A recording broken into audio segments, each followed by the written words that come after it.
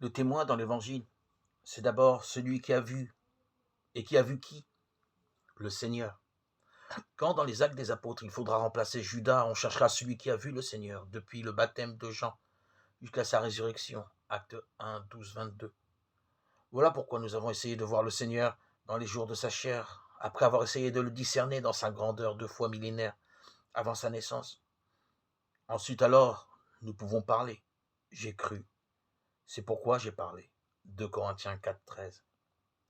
Et nous revenons à ce que disait saint Jean.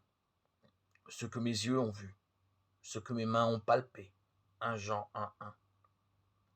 Il ne s'agit même pas de savoir si notre témoignage portera ou non, si les hommes l'accepteront ou non.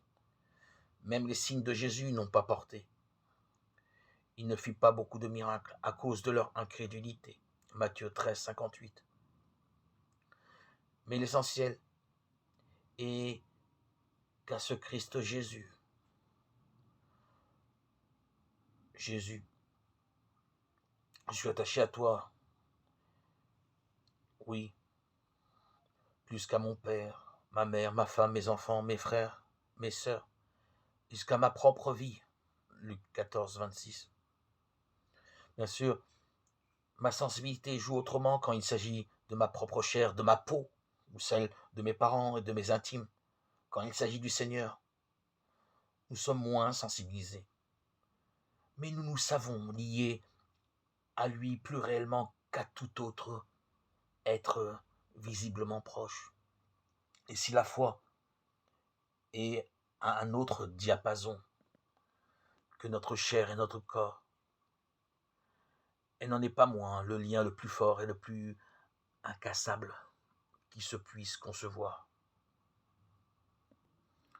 Par notre naissance, notre baptême, Jésus a gravé en nos cœurs la foi en son saint nom, en sa résurrection qui a eu lieu effectivement, en sa mort et en son retour. Cette foi reste gravée de manière indélébile dans tous les cœurs de tous les chrétiens.